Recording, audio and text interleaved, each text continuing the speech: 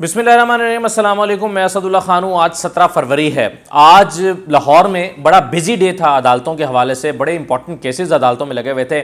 सबसे पहले तो आज शहबाज शरीफ साहब और हमज़ा का जो केस था मनी लॉन्ड्रिंग का, वो लाहौर की एहतसाब अदालत नंबर 2 में लगा हुआ था। फिर शहबाज शरीफ साहब का जो आशियाना केस था वो एहतसाब अदालत कोर्ट नंबर 5 में लगा हुआ था। और इसके अलावा आज लाहौर हाई कोर्ट में जो हमज़ा शहबाज शरीफ की ज़मानत की दरख्वास्त है वो भी उसकी समाअत होना थी। इसके अलावा आज जो मीशा शफ़ी की गवाह हैं लीना गनी, वो पेश हुई और उन्होंने बड़ा लंबा बयान अपना रिकॉर्ड कराया अली ज़फ़र के ख़िलाफ़। उन्होंने बहुत तफसील से 2-2.5 घंटे तक तकरीबन वो रोस्टम पर खड़ी रहीं और बहुत तफसील से उन्होंने अपना बैकग्राउंड, अपना और अली ज़फ़र के का जो प्रोफेशनल एक रिलेशनशिप था उसके बारे में, फिर किस किस मौके पर कहाँ कहाँ कैसे कैसे अली ज़फ़र ने उनको हिरास करने की कोशिश की, क्या क्या जुमले कहे जिससे उन्होंने महसूस किया कि वो हिरास हो रही हैं, लंदन में क्या हुआ, बैरूत में क्या हुआ, बहुत तफसील के साथ उन्होंने बताया। और फिर उन्होंने बताया कि वो किस तरह से उन्होंने दूरी इख्तियार कर ली। और अब उन्होंने जब मीशा शफ़ी ने जो है वो आकर को ये दावा दायर किया है, तो अब उन्होंने ये फैसला किया कि उनको भी सामने आना चाहिए और हिम्मत करनी चाहिए। तो जो मेकअप आर्टिस्ट लीना गनी हैं, उन्होंने बहुत तफसील से अली ज़फ़र के ख़िलाफ़ बयान रिकॉर्ड कराया। 2-2.5 घंटे तक वो तकरीबन रोस्टम पर खड़ी रहीं और बयान रिकॉर्ड कराती रहीं। तो ये भी आज सेशन कोर्ट में कार्रवाई हुई है। और इसके अलावा राना सनाउल्लाह साहब की एक मुतफ़र्रिक़ दरख्वास्त इंसदाद दहशतगर्दी की अदालत में आई हुई थी, जिसमें उन्होंने कहा था कि मेरे अकाउंट जो हैं वो मुंजमद कर दिए गए हैं, जिसकी वजह से मैं अपने रोज़मर्रा अखराजात नहीं चला पा रहा। तो इस पर जो है वो मुख्तसर समाअत हुई है और कल के लिए वकला से बहस के लिए वकला को तलब किया कि कल इस पर बहस करें, तो वो कल होगा। हमज़ा शहबाज शरीफ जो है उनकी भी मुख्तसर समाअत हुई और 23 फरवरी तारीख पड़ी है, यानी चंद दिन के बाद हमज़ा शहबाज की फिर जो लाहौर हाई कोर्ट में दरख्वास्त है ज़मानत की, उस पर तफसीली कार्रवाई होगी 23 फरवरी को। आज शहबाज शरीफ साहब 2 केसेस में लाहौर की एहतसाब अदालत में तलब किए गए थे। इसका अहवाल अब मैं आपको इस वीडियो में बताता हूँ कि हुआ क्या। शहबाज शरीफ साहब जो हैं आज पहले पहुँचे आशियाना केस के लिए कोर्ट रूम नंबर 5 में, जहाँ अमजद अजीज़ चौधरी साहब इसकी समाअत करते हैं। अब जब वो वहाँ पर पहुँचे शहबाज शरीफ साहब, तो उनके साथ उनके कारकुनान हमेशा की तरह वो भी कोर्ट रूम में पहुँच गए। तो जज साहब ने कहा कि आप ऐसा कीजिए कि आप अभी थोड़ी देर के लिए कोर्ट रूम नंबर 4 में चले जाएं, आज वो खाली है, वहाँ चले जाएं, अपने कारकुनों को सारों को साथ ले जाएं, इनसे तसल्ली से बातें कर लें और जब इनसे आप बातचीत मुकम्मल कर लें तो फिर वापस आ जाइएगा। तब तक मैं बाकी केसेस की समाअत कर लेता हूँ, क्योंकि अमजद अजीज़ चौधरी साहब जो हैं वो बार बार ऑफेंड होते हैं इस बात से कि यहाँ पर शोर बहुत हो रहा है, बातचीत हो रही है। अगरचे इनकी अदालत में बाकी कमरों की निस्बत ज़्यादा डिसिप्लिन होता है, कम लोगों को अंदर आने दिया जाता है, शोर शराबा कम होता है, लेकिन इसके बावजूद जो अमजद अजीज़ चौधरी साहब बार बार ये हिदायत करते रहते हैं कि कारकुनों को बाहर निकालें, कारकुनों को बाहर निकालें। तो आज उन्होंने शहबाज शरीफ साहब को भी बाहर निकाल दिया और कहा कि आप कोर्ट रूम नंबर 4 में चले जाएं और वहाँ पर जाकर तसल्ली से मुलाकातें करके मेरे पास आ जाएं, फिर हम आपके केस की समाअत करेंगे। शहबाज शरीफ साहब कोर्ट रूम नंबर 5 से निकले तो 4 में जाने के बजाय कोर्ट रूम नंबर 2 में चले गए, जहाँ पर जवादुल हसन साहब उनके मनी लॉन्ड्रिंग और 700 से ज़्यादा आमदन केस की समाअत करते हैं। वहाँ पर हमज़ा शहबाज पहले से आ चुके थे और बाकी जो उनके कारकुनान हैं या लीडर्स हैं वो भी आए हुए थे और कमरा अदालत वो भरा हुआ था। लेकिन जब शहबाज शरीफ साहब कोर्ट रूम नंबर 2 में पहुंचे, यानी 4 में वो नहीं गए, उन्होंने सोचा कि मैं 4 में जो मुलाकातें करनी है तो मैं कोर्ट रूम नंबर 2 में चला जाता हूँ, वहाँ हमज़ा भी हैं, वहाँ पे बाकी लोग भी आए हुए हैं, तो वहाँ मुलाकातें कर लेता हूँ। जब वो वहाँ पहुँचे तो बताया गया कि आज जवादुल हसन साहब जो हैं वो छुट्टी पर हैं या वो किसी दूसरी अदालत में लाहौर हाई कोर्ट में शायद कागजात नामजदगी की जाँच पड़ताल की किसी असाइनमेंट पर बिजी थे, बहरहाल वो आज कमरा अदालत में मौजूद नहीं थे। तो जवादुल हसन साहब की अदम मौजूदगी का गैर हाजिरी के बारे में बताया गया शहबाज शरीफ साहब को और कहा गया कि अब आप कोर्ट रूम नंबर 3 में चले जाएं, वहाँ पर मोहम्मद अकमल खान साहब की ड्यूटी जज हैं, वहाँ जाकर अपनी हाजिरी लगवाएं और डेट ले आएँ। तो शहबाज शरीफ साहब जो पहले 5 नंबर से निकल के 2 नंबर में आए थे, 2 नंबर से अब वो कमरा नंबर 3 में कोर्ट रूम नंबर 3 में गए। वहाँ पर जैसे ही वो गए तो मोहम्मद अकमल खान साहब जो हैं जो ड्यूटी जज थे वो वहाँ पर आए और उन्होंने आकर कहा कि आपको मैं 22 तारीख दे रहा हूँ बरोज़ पीर, तो अब आपकी जो है वो आपके जज आज छुट्टी पर हैं, तो आप 22 तारीख को आइएगा। तो शहबाज शरीफ साहब ने कहा कि 22 की बजाय अगर मुझे 23 दे दें, क्योंकि मुझे मंगल दे दें, मुझे मंगल सूट करती है। तो उन्होंने कहा कि चले मंगल ले लें। उन्होंने जैसे ही 23 तारीख लिखी, शहबाज शरीफ साहब मुड़े और फिर वापस आए और कहने लगे कि मैं भूल गया, 24 तारीख को मैंने यहाँ पर एक और केस में आना है। 24 तारीख इनकी रमज़ान शुगर मिल में है शहबाज शरीफ साहब की। उन्होंने कहा कि रमज़ान शुगर मिल केस में मैंने 24 तारीख को आना है, तो अगर आप मुझे इसकी भी 24 ही कर दें तो मैं एक ही दिन में दोनों केसेस में आ जाऊंगा। तो अकमल साहब ने जो है वो इनको 24 तारीख दे दी और शहबाज शरीफ साहब ये तारीख लेकर वापस कमरा नंबर 2 में चले गए, जहां पर उनके कारकुनान और लीडर्स पहले से मौजूद थे। हमजा शहबाज भी वहां पर मौजूद थे। हमजा शहबाज को उसके बाद ले जाया गया कमरा नंबर 3 में हाजिर लगाने के लिए। वहां पर अकमल खान साहब उनका इंतजार कर रहे थे, तो हमजा शहबाज भी अपनी हाजिर लगवा कर वापस कमरा नंबर 2 में आ गए। इस कमरे में शहबाज शरीफ साहब हमजा मौजूद रहे 10:40 तक। 10:40 पर बुलाया गया कि अब आप अगर आप मीटिंग्स कर चुके हैं तो अब आप आ जाएं यहाँ पर कोर्ट रूम नंबर 5 में आशियाना की समाअत के लिए। अब शहबाज शरीफ साहब जो हैं आशियाना की समाअत के लिए जब वहां पर पहुंचे अमजद अली चौधरी साहब की अदालत में, और कार्रवाई अभी शुरू ही हुई थी और हमजा और शहबाज शरीफ साहब जो हैं वो पीछे कुर्सी पर बैठ गए, लेकिन वही कि हर कोई आकर सलाम शहबाज शरीफ साहब को सलाम कर रहा था, हाजिर लगवा रहा था, बातचीत कर रहा था। तो इससे जज साहब ऑफेंड हो गए और उन्होंने कहा कि ये मियाँ साहब की कुर्सी यहाँ से उठाएं और उठाकर यहाँ पर लाएं, यहाँ मेरे करीब लगा दें, रोस्ट्रम के पास इनकी कुर्सी लगा दें ताकि इनसे कोई बातचीत ना कर सके और ये किसी से बातचीत ना करें। तो शहबाज शरीफ साहब और उन्होंने फिर ये भी कहा कि आपको इतना टाइम दिया है, आपको मुलाकातों का वक्त मिल गया, फिर भी यहाँ पर बातें हो रही हैं।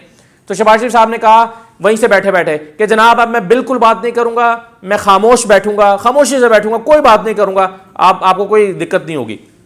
ये कहकर शहबाज शरीफ साहब वहीं पर बैठे रहे और कार्रवाई का आगाज़ हो गया।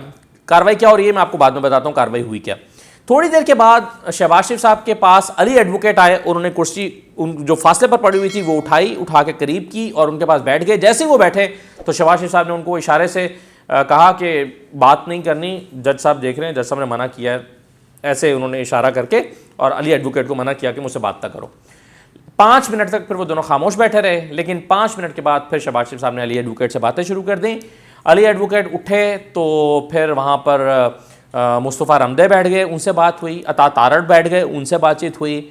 फिर एक कराची से कुछ लोग आए हुए थे, आज वो क्यों आए हुए थे इसकी स्टोरी मैं आपको बाद में सुनाता हूँ अगली वीडियो में। ये बड़ी दिलचस्प कहानी है कि कराची के लोग आज अदालत में आकर शहबाज शरीफ साहब के पास क्या कर रहे थे। हिंट दे देता हूँ, वो फैसल वार्डा वाली जो सीट खाली हो रही है उसका चक्कर है। अब उसका क्या चक्कर है, जहाँ पर शहबाज शरीफ लड़े थे वो कौन कौन आ रहा था, क्या क्या हो रहा है और कौन कौन इंटरेस्टेड है और किसको टिकट मिल रहा है, ये मैं आपको एक अलग वीडियो में बताता हूँ। और कुछ और भी बड़ी एक्सक्लूसिव खबरें आज मेरे पास हैं आपको देने के लिए कि सेनेट में नून लीग के अंदर लड़ाई क्या पड़ी हुई है, वो मैं आपको दूसरी वीडियो में बताऊँगा जो आप रात 10 बजे देख सकेंगे। लेकिन पहले इसको मुकम्मल कर लेते हैं। तो शहबाज शरीफ साहब जो हैं फिर वो 1 बाय 1 मुलाकात बातचीत होती रही आहिस्ता आवाज़ में, लेकिन जज साहब ने फिर उनको नज़रअंदाज किया और दोबारा उनको नहीं टोका। ये 12 बजे तक समाअत चली। 12 बजे पर वक्फा हो गया। वक्फे के दौरान फिर शहबाज शरीफ साहब कमरा अदालत में घूमते रहे, टेलीफोन पर उन्होंने कोने में जाकर फ़ोन पर बात भी की और कुछ देर का वक्फे के बाद फिर एक और टेलीफोन कॉल की उन्होंने, तो 2-3 उन्होंने फ़ोन कॉल्स भी की। शहबाज शरीफ साहब जो हैं वो इस दौरान में लोगों से मुलाकात भी करते रहे। तो 12 बजे से लेकर 12:30 बजे तक जो है वो कोर्ट रूम नंबर 5 एहतसाब अदालत की, जहाँ पर आशियाना की समाअत चल रही थी, वहाँ पर शहबाज शरीफ साहब मुलाकातें करते रहे। और उसके बाद अच्छा मैं आपको ये बता दूं कि जब शहबाज शरीफ को चुप करवाया था जज साहब ने और कहा था कि आपको इतना टाइम दिया है, अब आप खामोशी से बैठें, तो शहबाज शरीफ साहब ने कहा था कि मैं अब बिल्कुल नहीं बोलूंगा, खामोश बैठूंगा, लेकिन मेरी आपसे दरख्वास्त है कि मुझे कोर्ट खत्म होने के बाद अलग से टाइम यहां पर गुजारने का वक्त इजाजत दीजिएगा, मैं अपने वकला से कुछ मुशावरत करना चाहता हूं। तो जज साहब ने कहा था बेशक 2 घंटे बैठे रहिएगा, मैं आपको इजाजत दे दूंगा, जितना चाहे बैठे रहिएगा, मैं आपको इजाजत दे दूंगा, लेकिन अभी आप खामोश बैठे। अच्छा अब मैं आपको बता देता हूं कि आज अदालती कार्रवाई क्या हुई, फिर उसके बाद मैं इसी कमरा अदालत में होने वाली एक इंपॉर्टेंट डेवलपमेंट के बारे में आपको बताऊंगा। लेकिन पहले ये सुन लीजिएगा हुआ क्या। आज सईद अख्तर थे एक गवाह नैब के, उनका बयान कलमबंद हुआ, और एक मोहम्मद ज़ीशान थे MCB के, ये मैनेजर ऑपरेशन है यहाँ गुलबर्ग में प्रीमियर ब्रांच में, वो आए हुए थे और 1.5 घंटे तक तकरीबन उनके जो डॉक्यूमेंट्स हैं उसकी जांच पड़ताल होती रही, यानी एक तरह से उनका बयान कलमबंद हुआ। तो उनके जो कागजात थे, वो जो चेक्स थे, वो जो अकाउंट्स थे, वो चीज़ें थीं, उसके बारे में सिर्फ कागजात की जांच पड़ताल के जो उन्होंने जमा करवाया, और ये हर दफ़ा होता है, मैं आपको बताया कि जब भी कोई नया गवाह जिरा से पहले उसका बयान कलमबंद होता है और उसके कागजात की तफसीली जांच पड़ताल होती है। तो अगली मरतबा इन दोनों गवाहों की जिरा होगी। आज जिरा नहीं हुई, आज इनका बयान कलमबंद हुआ और कागजात की जांच पड़ताल होती रही। 10:40 से लेकर तकरीबन 1 बजे तक आज अदालत में यही कार्रवाई हुई। समाअत मुकम्मल हुई तो 23 तारीख जो है वो जज साहब ने देने की कोशिश की। तो शहबाज शरीफ साहब ने कहा कि आप मुझे 23 ना दें, मुझे 24 दे दें। 24 पहले भी उन्होंने दूसरे अदालत में यही कहकर 24 का टाइम लिया था कि मैंने ऑलरेडी यहाँ पर आना है। तो शहबाज शरीफ साहब ने कहा कि मैंने ऑलरेडी यहाँ पर आना है एक और केस में, तो मुझे 24 ही दे दें। तो फिर जज साहब ने कहा कि इस तरह काम नहीं होता, आप किसी और अदालत में भी तलब हुए हैं, वहाँ काम कराएंगे या यहाँ काम कराएंगे तो काम नहीं होता, तो 24 नहीं हो सकती, 23 ही होगी। तो फिर उन्होंने और उनके वकील ने कहा कि 24 ना दें, फिर 26 दे दें या 25 दे दें। तो 26 के लिए जज साहब ने अपनी मसरूफियत बताई कि और भी केसेस लगे हुए हैं, तो बहरहाल 25 तारीख जो है वो फिर तय पाई और 25 फरवरी तक जो है वो ये समाअत मुलतवी कर दी गई। जैसे ही समाअत मुलतवी, शहबाज शरीफ साहब ने कहा कि मैं आपसे एक इजाज़त चाहता हूँ, मैंने कमरा अदालत में आपकी इजाज़त लेकर जो सेनेट के, चूँकि मैं पार्टी का सदर भी हूँ, तो सेनेट के जो टिकट होल्डर्स हैं उनके टिकट्स पर दस्तखत करने हैं, तो अगर आप इजाज़त दें तो मैं दस्तखत कर लूँ। तो जज साहब ने कहा कि आपको मेरी इजाज़त की क्या ज़रूरत है, इसका मेरे से क्या ताल्लुक़ है। तो उन्होंने बताया कि ये कानूनी एक तकाजा होता है कि बताया जाए कि आपने ये किसकी मौजूदगी में की है, ये कहाँ पर दस्तखत किए थे। तो ये चूँकि आपकी अदालत में बैठ के मैं कर रहा हूँ, इसलिए आपकी इजाज़त मांग रहा हूँ। तो इस पर फिर भी जज साहब की तसल्ली नहीं हो रही थी, वो बार बार पूछते रहे कि इसका क्या मतलब, इसमें क्या कानूनी नुक्ता है, क्या पहलू है।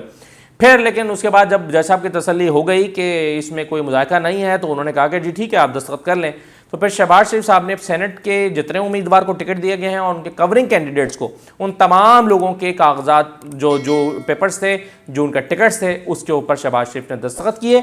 ये करने के बाद फिर शहबाज शरीफ वापस यहाँ से निकले और कमरा अदालत नंबर 2 में चले गए, जहाँ पर वो काफ़ी देर तक बैठे रहे और अपने कारकुनों और जो वहाँ पर लीडर्स उनसे मिलने के लिए आए हुए थे उनसे और वकला से मुशावरत करते रहे और बातचीत करते रहे। तो ये कुल आज कार्रवाई हुई है शहबाज शरीफ साहब के केस में, और बाकी जो है उसकी मैंने मुख्तसर हवाला आपको बता दिया है। अब मेरे पास जो स्टोरी है जो मैंने आपके साथ शेयर करनी है वो बड़ी दिलचस्प है।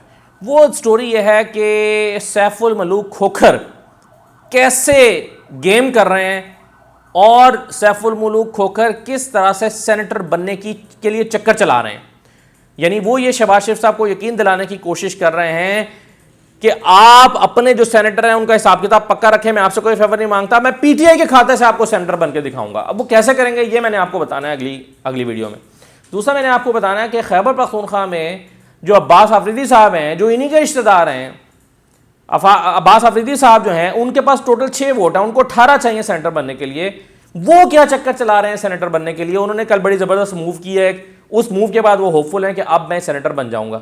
अब वो उन्होंने क्या किया ये मैंने आपको बताना है।